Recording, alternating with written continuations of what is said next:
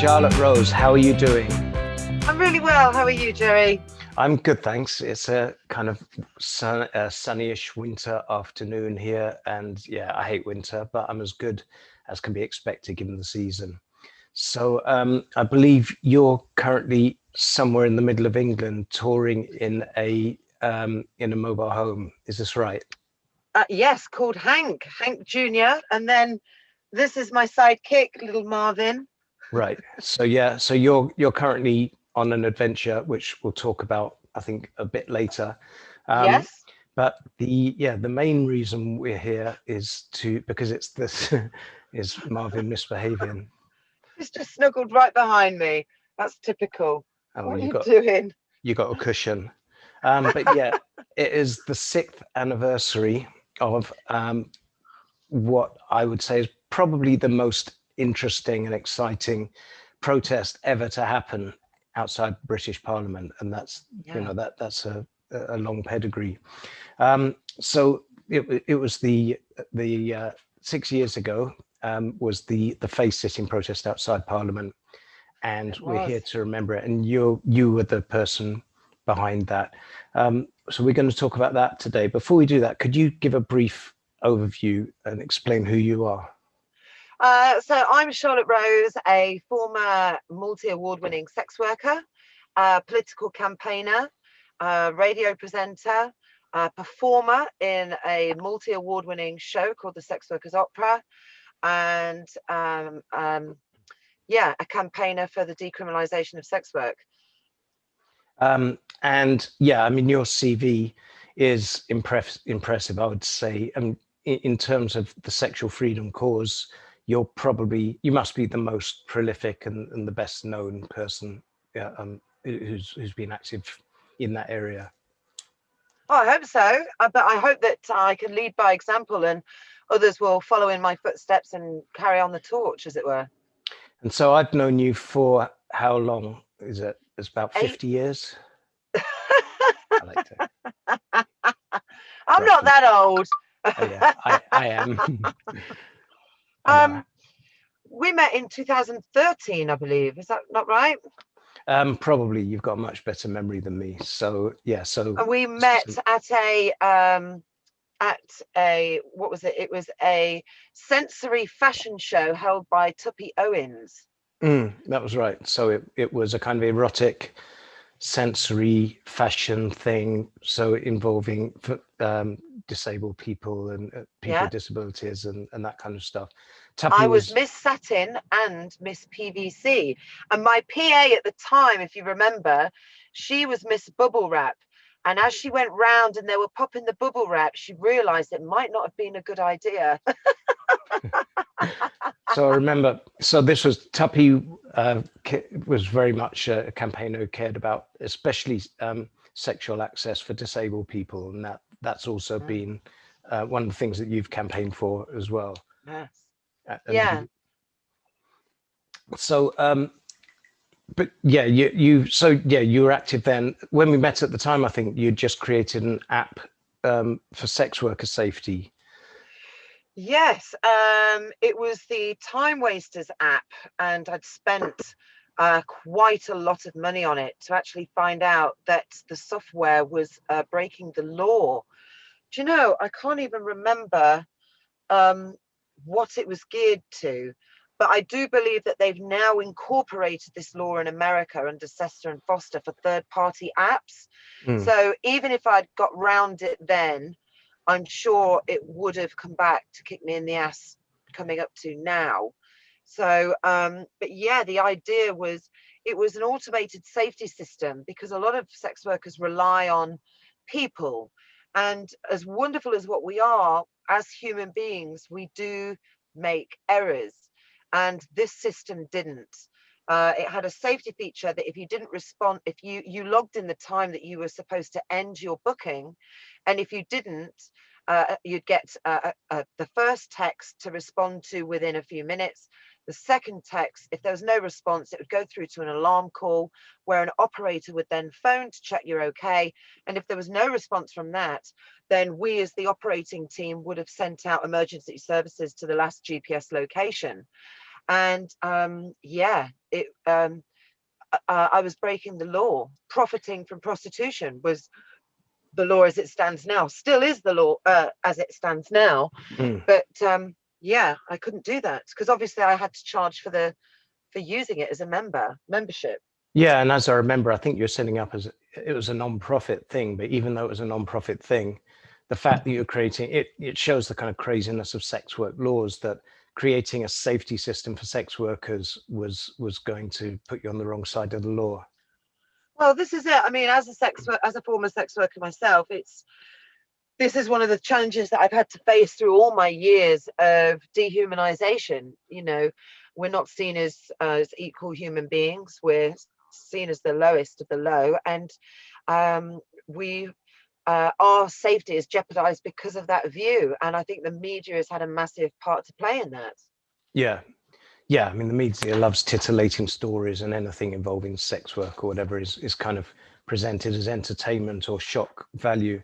But in terms of just normalizing prostitution and making it something that, yeah, just putting it into the limelight. I mean, that's become a lot more common recently, especially with OnlyFans and things. Sex work has become a much more mainstream thing, but certainly not. It wasn't that many years ago that it wasn't. And I mean, I think of any of the activists around, you've probably done more to normalize sex work. So I mean, you've been in every newspaper, you've been on every TV program talking about your work and just Yeah. showing that, you know, and that, I think that's incredibly important. And I think you should be a household name, really, especially.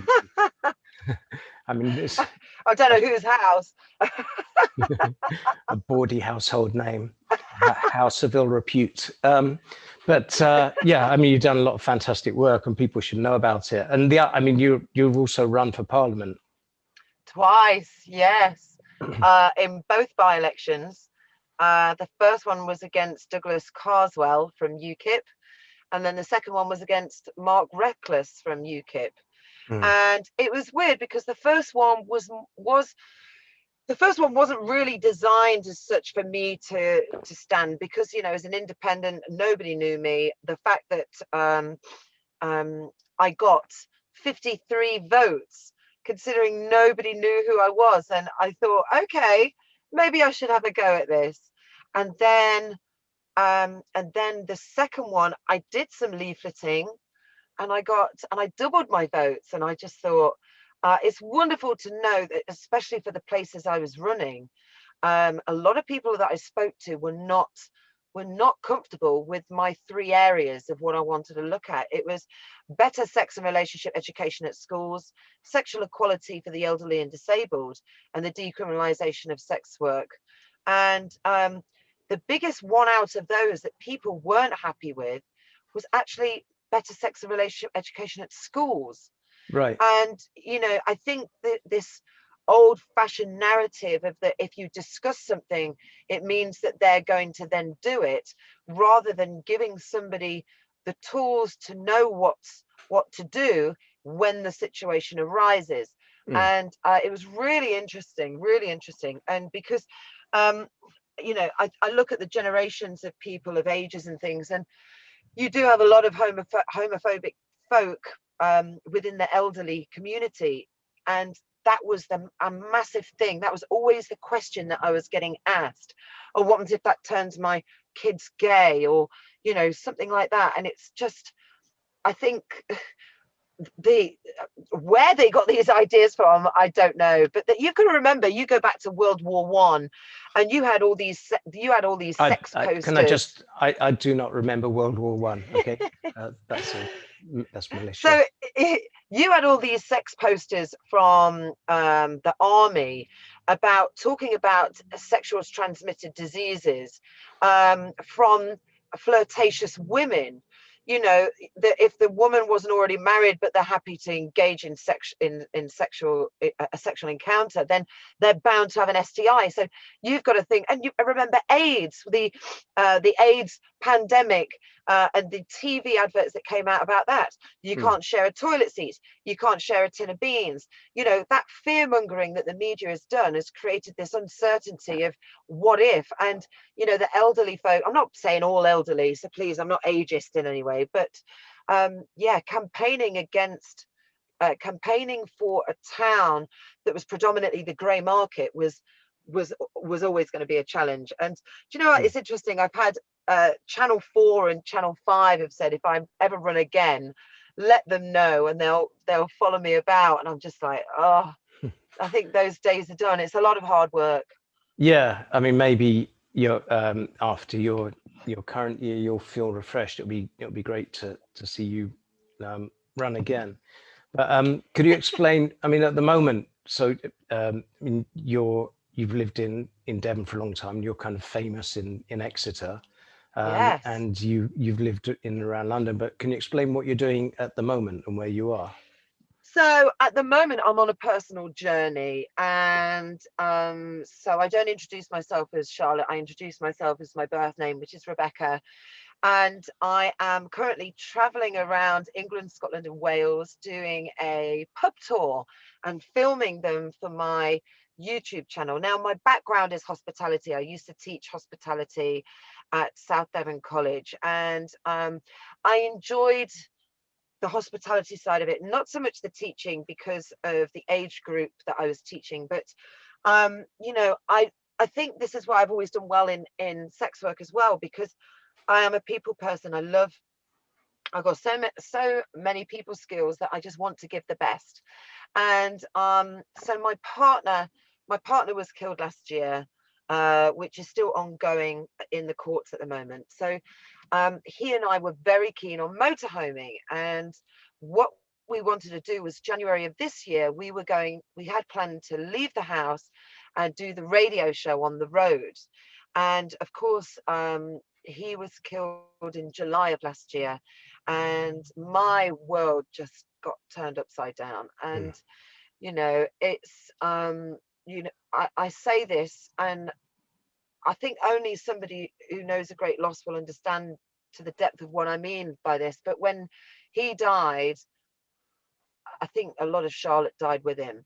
Oh, And this is why I gave up sex work, because I just need, you know, Colin was an amazing person that stood by me more than any man would, in most cases. You mm. know, as a sex worker, to have such a strong, supportive partner in everything, and I mean everything that I did. He would bend over backwards to help anybody. He was an advocate for the industry. He was my Mm. rock. And you know, when he died, a lot of me died with him. And but I had this Colin would, yeah, motorhome. I had this motorhome, and he and I had this American motorhome called Hank the Yank. Colin named it Hank the Yank, and I couldn't drive it. There was lots of issues with it. You know, it's one of those motorhomes that it actually needed a man or a female mechanic to survive in it, because how old he was. So I sold Hank to a good friend, so I can still see Hank the Yank, and I got this one. And this one, I renamed this one Hank Jr. in honor of Hank the Yank. And of course, um, my family said to me that you need to get a dog. You need to get a dog. You need to get a dog. You need something to get you off the sofa. I mean, I didn't get off the sofa for at least a month, for the first month, and then so I picked up Hank. I picked up Marvin the next day. We drove back down to Essex from the Midlands. And that's when my journey kind of started with renovating Hank. You know, I put solar panels up, I put leisure batteries in fuse boxes, I've extended cupboards, I've put new flooring down, new laminate, new carpet, sprayed, decorated the lot. And it really spurred me up to get out and about again. And I had this idea of, um, what could I film when I go around traveling in my motorhome? And of course, I've moved around a lot, obviously being evicted, you move around a lot. And my dad always said to me, you to meet new people, you need to either go to church or go to your local pub. And I thought, there's no way I'm going to church. No offense to any church going folk, but that's not my thing. So I love pubs, love a beer. And I thought I had this idea of filming pubs, but not just the pub, the food, the drink, and then the local area. And so I spoke to a TV guy and he said, make me some pilots. So I made 3 pilots, 3 5-minute pilots, and they loved the idea. And then COVID hit. Mm. And I thought, okay, what can I do whilst we're in COVID to really boost this? And now Colin wasn't a published author, but he was also a Guinness World Record holder for fire breathing. And I thought, if he can have one, I want one. So I applied for a 150 pub stop Guinness World Record in 12 months. And I've got my map going all the way around England, Scotland, and Wales, I've got 150 pubs. And then I started this. I moved out of my house on the 25th of September. We had a little party. We had a party for my birthday, yes. And then I started my tour on the 6th of October. And I was visiting 3 pubs a week, filming. And you can all see these videos. These videos are all there. Yeah, so you've got a YouTube channel for this. Yes, it's What's it called? called A Motorhome Life of Hank and Marvin. And yeah, and so whilst in lockdown, I've been doing these live beer streams for drinking craft beer. And yeah, the motorhome community, surprisingly enough, is very much like the sex work community. There's a lot of love, and there's a lot of love and solidarity, especially of times of uncertainty. You know, I didn't know where I was going to park under the second lockdown, and I put a post out, and I had so many people saying, you can park on my drive, you can use my electric, if you're in this area, you can go here. And that's just how amazing the sex work community is as well. Mm.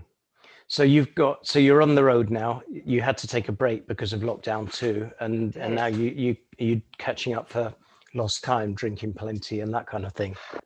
Do you know, I can't handle my alcohol as much as what I used to, so now I go steady.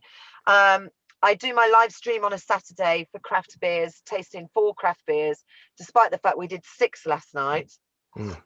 But yeah, that's 8 till 9 on a Saturday, and then I will pick up my tour again on this coming Friday.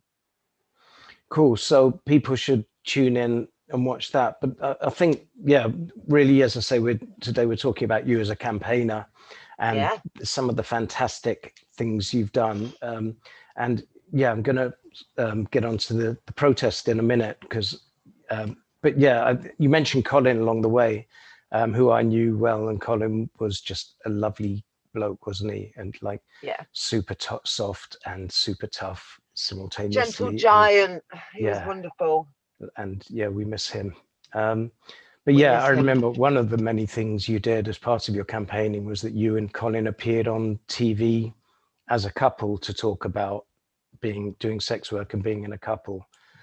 Was that on Good Morning Britain or something like that? Probably not Good Morning Britain. Which one? I'm trying to remember which. I know that we got duped to go on the Jeremy Kyle show. Right. And then they locked us in the building for 2 hours, but that's a different story altogether. I can't think. We did RT. We did RT.com together because I did a piece with BBC 3, Things Not to Say to a Sex Worker. And the comments in that was just vile. And, you know, they were commenting about my partner. And I thought, you know, this isn't right. So I contacted RT and I said, would you allow us to do a piece? And they interviewed us live on the program, and as a couple, and we had an amazing response from that. It's weird because Colin and I also filmed for the Louis Theroux documentary before he died, and they removed us because we were not the stereotypical view of a abused, assaulted, damaged person.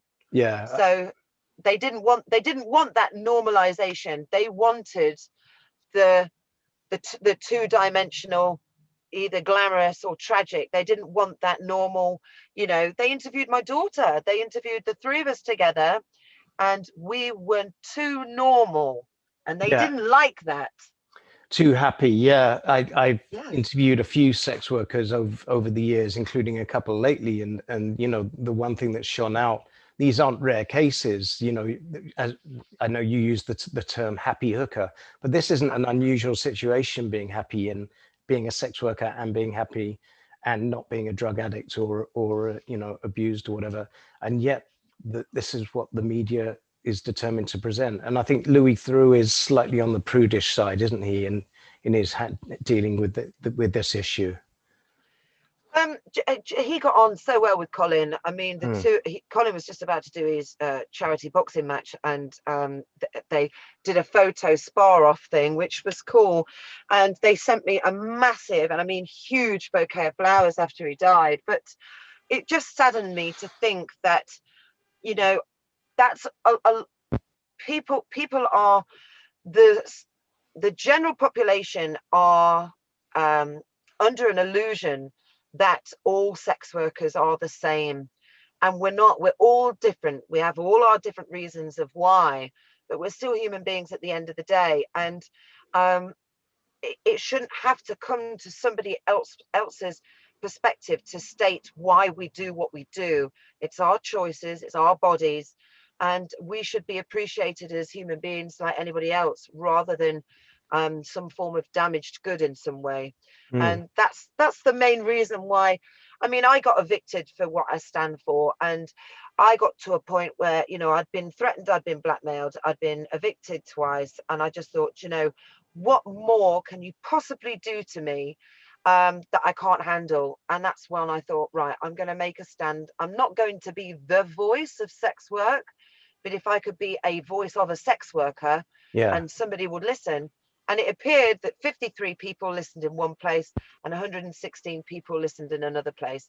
And for Mm. me, I thought that that's a good starting point. Oh, you've influenced far more people than that. I mean, every time you appear on daytime TV in front of millions and talk positively about what you do, I think you're massively influential. Oh, I Um, hope so. and I think so. And you've done so many things. I kind of just listed out a bunch of stuff that I could remember, but of all those things, I think the face-sitting protest has got to be, you made a bit of British history there. And Yes. if I set the background, that this was a campaign I'd been involved with very heavily, because I'd been involved in the porn industry and lobbying against censorship. And there was this law that the regulators were trying to get through that restricted the legality of certain things, activities online, certain sexual activities in online porn. And the Yeah. background to that was that these things were already restricted on DVD. In the UK, we always have very heavily censored pornography on DVD, and you just couldn't get a load of stuff on DVD. You had to go to Europe to buy it. And Yes. so the internet just broke all of these controls that the UK censorship authorities had put on us. And then they tried to sneak through a law that would bring back all of those rules for DVD and apply them to internet content. And so one of the things that was supposedly no longer legal was face sitting. So they snuck this law through Parliament. They didn't even have a vote in Parliament. They used some obscure procedural method to get this law through. And it happened on the 12th of December, 2014. And I was kind of there protesting and campaigning in my own way. And various of us were, but you just had this fantastic idea, and being Charlotte Rose, you just got on and did it. So you organized a face-sitting protest because face-sitting had been banned. It was one of the acts that was now banned in pornography. Yeah. And it was banned because it was potentially dangerous. Like the British state decided that we Yes. shouldn't be able to see face-sitting porn in case somebody sat on somebody's face and suffocated them to death, which is You know, obviously... when I applied for the area, because I had to notify them that I was going to be there at that time, they asked me what it was for, and I told them, and they paused on the phone, and then they came back to me and said, will you have any health and safety judicators there? And I said, yes, I have a facial pink. I have a chart of pink to allow us to know how flushed the cheeks are so that not being suffocated. And she went on the phone, oh, okay then. But the police, she said that the police would be there to assist. And then as soon as they knew what the activities were, they kind of wandered away, which I thought was fantastic. But that came about, I hadn't been in London long. And I had a friend of mine, Oliver, had come round. How did I meet? I can't remember how I met him. I met him at a Paul Raymond party a few months earlier, and we got friends on Facebook. And I think it was Brooklyn Blue who had made a comment online saying, I can't believe they're going to ban this activity. And Oliver got in touch with me and said, have you seen this? And I said, no, what is it? And he told me all about it. He said, somebody needs to do something about it. So I thought, I'll do something about it. He goes, what do you want to do? I goes, leave it with me. And I just thought, and I started researching the info, and face sitting was the one that had more relevance to me, because it was one of my daily activities, of course. And sometimes you just did it for the sake of shutting a man up. How could somebody take that away from me? So And if of all the ways of being shut up, that's probably the best way. Well, I was already friends with Lembit Opik, who was he was political for the He was a Lib Dem MP, wasn't he? Lib Dems, that's right. And I told him, and he goes, are you going to write a speech? I said, yeah, I'm going to write a speech. He goes, send me your speech when you've done it. So I wrote my speech, and he said, tweak this, because he added the bit, and they've included spanking. Now, doesn't that seem ironic when you find out what all the other political people have been getting up to? And I thought, I like that. And then I thought, because right, spanking was one of the things that was banned, and you could have picked a spanking protest, but somehow I did a spanking protest. I did one. So I did. Did you invite me? So I wanted to do one for all of the activities. I did the face sitting. I did a spankathon in Manchester. Oh, you I did a did, that's right. whipathon in Brighton. And then it just got to a point where it's very tiring. And of course, I'm a single mum, bringing up my daughter, plus trying to work. So it kind of fizzled out. But the spankathon, that got loads of media, and the whipathon in Brighton, that was just great fun. But that day I did 52 global interviews, where we started interviews at, I think it was 10 o'clock in the morning, and my last interview was on Sky News at 10 o'clock at night. Yeah, and I think I was on one or two of those with you. But I mean, you alerted the whole world's media to the fact that the British state had passed a law to ban face sitting online, and like the entire world laughed at us for a day. I thought, I mean, it was fantastic. It was Yes. really entertaining. And I mean, I got up and did a speech there as well. But yeah, you had a load of the sex work communities, a load of dominatrixes, and a lot of their clients came along as well. Yeah. And a lot of kink people and stuff. And then you basically gave the word, and everyone sat on everyone else's face. I mean, is that sit a fair on my summary? face and tell me that you love me. Sit on my face, and I can't remember the words now. So yeah, I was going to mention the song. Did that was from a Monty Python film? Is that right? Yes. Life will be fine if we all 69. So sit on my face. Yeah, I'd spoken with, because I'd actually met one of the guys from Monty Python. I met at Oh, what's her name? I met at Cynthia Payne's funeral, because I was very fortunate that I was invited to Cynthia Payne's funeral, Mm. and because she was an amazing woman. She was Um, a dominatrix and ran a brothel, and I mean, yeah, when she got went to famous, prison. yeah, when did she get famous? That was the 80s, was it? I think it was the 70s actually, because she came out, she wrote a book. The book, the book was turned into a film that Julia Walters played in. Wish You Yeah, Were Here, I think. Is it? Um, so so I met. Was it Miss Whiplash or something? I can't remember. No, Miss Whiplash is she's a dominatrix from Birmingham. Okay, Um, wrong dominatrix. yeah. Um, yes. So I met one of the guys from Monty Python and told him about it and said, could I use it? And he was like, yes, this is great. And then on the day, I tweeted them out on social media and they retweeted it all for me.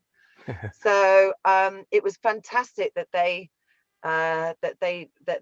supported it as well. Mm. And I had some fantastic support online. I mean, this is the difference is on to online to physical. I mean, because of the way society has deemed us as being, they dehumanize us to a point where we are fearful to be ourselves. That online, I had over 25,000 people said that they were going to attend, Hmm. and it was very different when we got there because people can't put their. We're still in such an enclosed society that Hmm. people are too fearful to stand up for what they believe in face to face because of the backlash of the public. But to have that much support online was phenomenal. Yeah, I mean there weren't 25,000, but there were hundreds of people there. It was a good protest. It was a good protest. I mean, there was a huge amount of photographers there. Yeah. There was just like a sea of photographers, and our friend Andy took it. Mm. Was who I didn't really know him much at the time. It wasn't till after the protest that we got really good friends. He took some phenomenal photos Yeah. of the protest, and I'm hoping to use some of those over this footage as well. So yeah, please yeah, do. As long as you credit Andy, yeah. he'll be fine.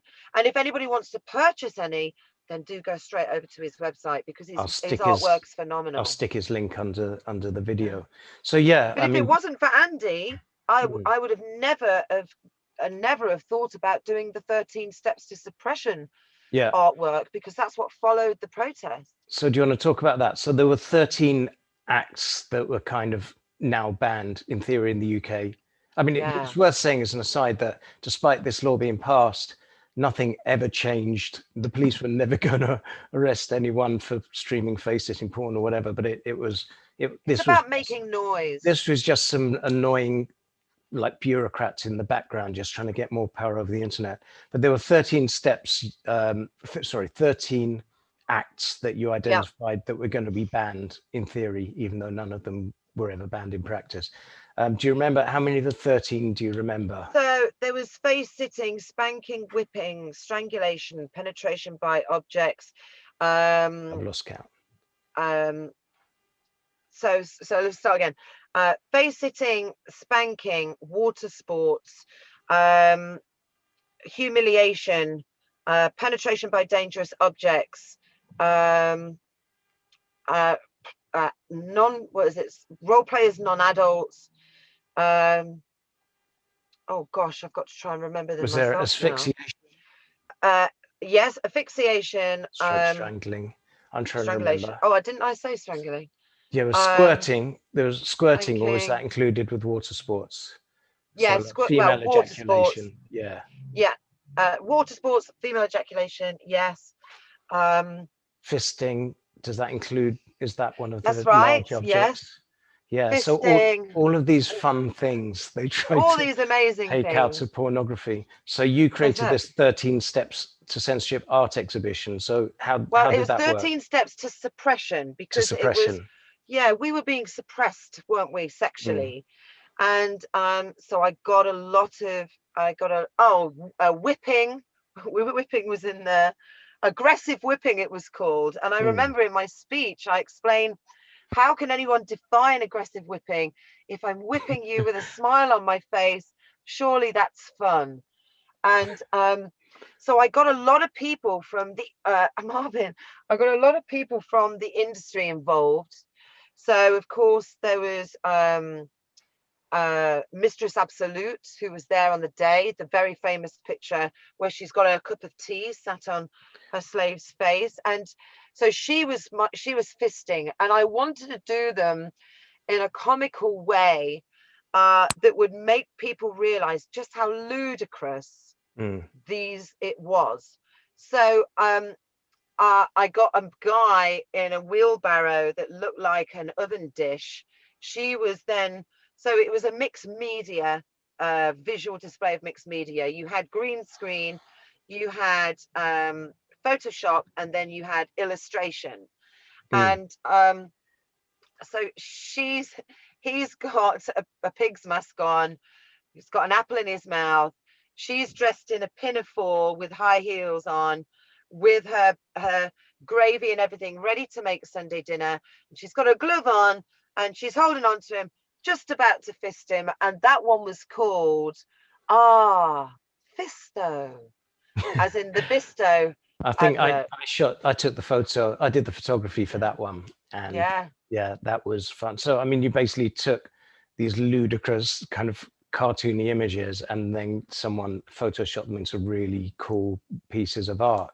Yes, and then they are, may I add, if anybody wants to go and actually physically see them, you can go to the Bishopsgate Institute, ask for the Charlotte Rose archives, and all of my political newspaper clippings, magazines, all my awards, all the full artwork is there. And you can even see some corrections because they're all printed on boards. But some of them were corrected, and that was the one with Megara Fury in the wrestling. So the wrestling one, wasn't it?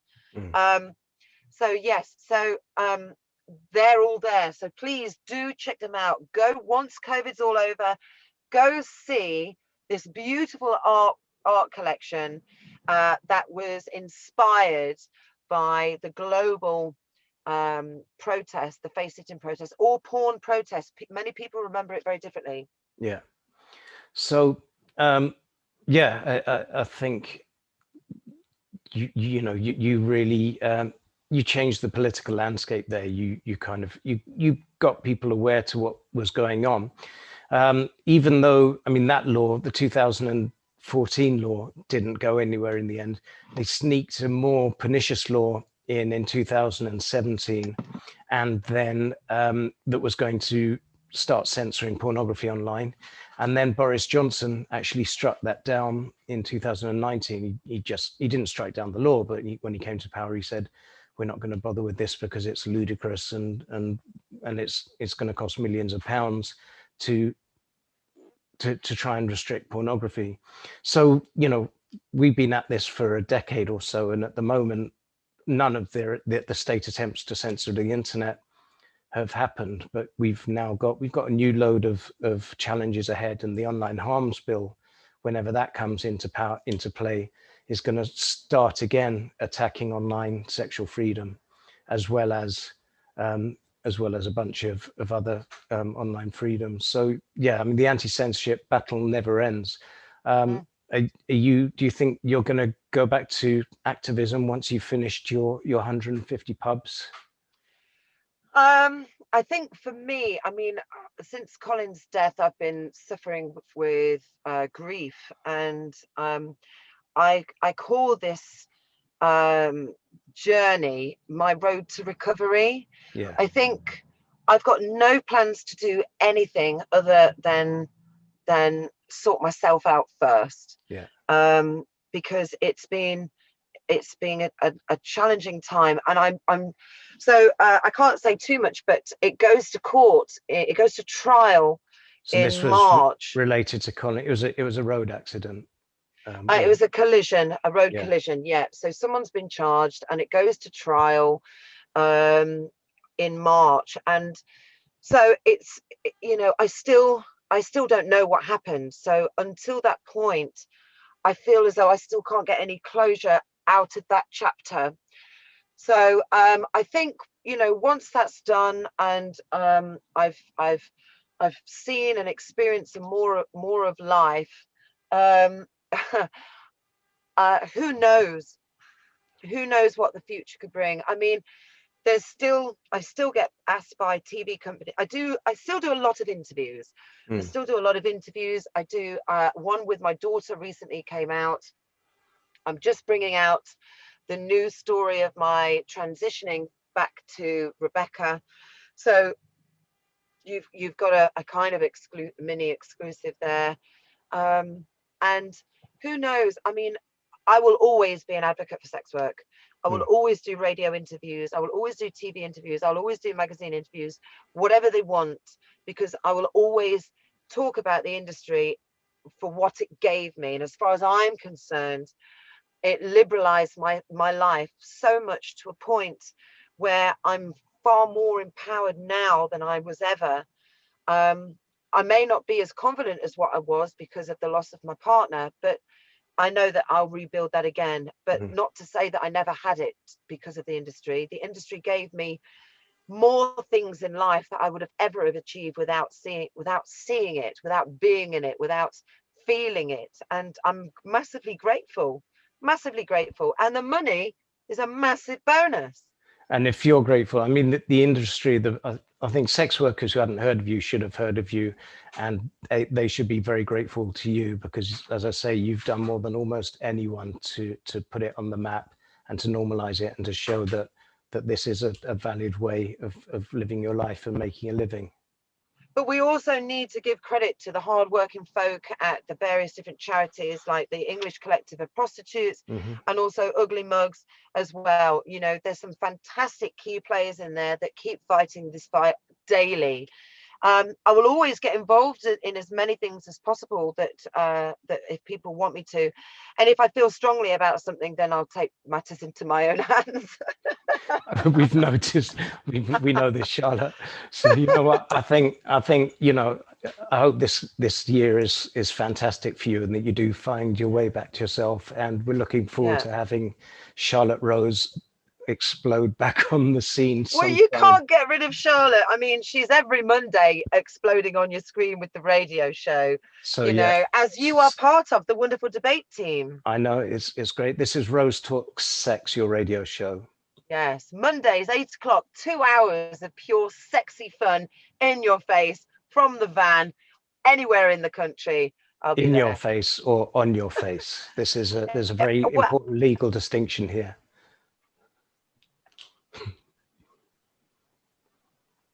It is. It unfortunately has to be in your face, because I can't physically get on your face, not unless I move the camera. But I might gain a few more listeners, watchers, because you can watch it now. You don't just listen to it anymore. I'm all technologied up. Have we paused? What's happening? I think my internet connection may be is kind of glitching a bit, which might be a good time to draw this to an end. But Charlotte, it's fantastic to speak to you, and thank you very much. No, you're welcome. Anytime. Charlotte Rose.